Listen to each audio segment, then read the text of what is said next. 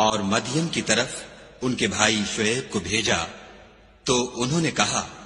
کہ قوم خدا ہی کی عبادت کرو، اس کے سوا تمہارا کوئی معبود نہیں، تمہارے پاس تمہارے پروردگار کی طرف سے نشانی آ چکی ہے، تو تم ماپ اور تول پوری کیا کرو اور لوگوں کو چیزیں کم نہ دیا کرو، اور زمین میں اصلاح کے بعد خرابی نہ کرو۔ اگر تم صاحب ایمان ہو تو سمجھ لو کہ یہ بات تمہارے حق میں بہتر ہے، اور ہر رستے پر مت بیٹھا کرو کہ جو شخص خدا پر ایمان لاتا ہے اسے تم ڈراتے اور راہ خدا سے روکتے اور اس میں کجی ڈھونڈتے ہو۔ اور اس وقت کو یاد کرو جب تم تھوڑے سے تھے تو خدا نے تم کو جماعت کثیر کر دیا، اور دیکھ لو کہ خرابی کرنے والوں کا انجام کیسا ہوا۔ اور اگر تم میں سے ایک جماعت میری رسالت پر ایمان لے آئی ہے اور ایک جماعت ایمان نہیں لائی تو صبر کیے رہو یہاں تک کہ خدا ہمارے تمہارے درمیان فیصلہ کر دے، اور وہ سب سے بہتر فیصلہ کرنے والا ہے۔ تو ان کی قوم میں جو لوگ سردار اور بڑے آدمی تھے وہ کہنے لگے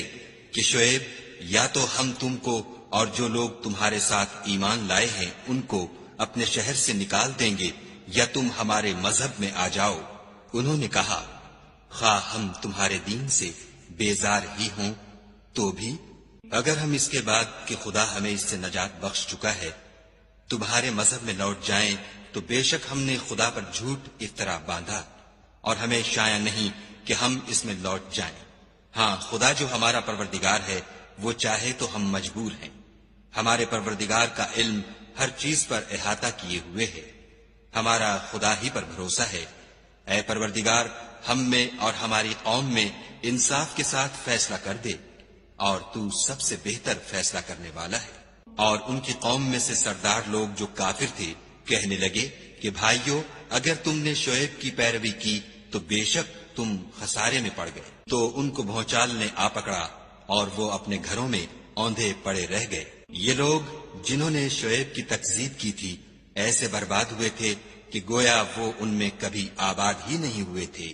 غرض جنہوں نے شعیب کو جھٹلایا وہ خسارے میں پڑ گئے۔ تو شعیب ان میں سے نکل آئے اور کہا کہ بھائیو،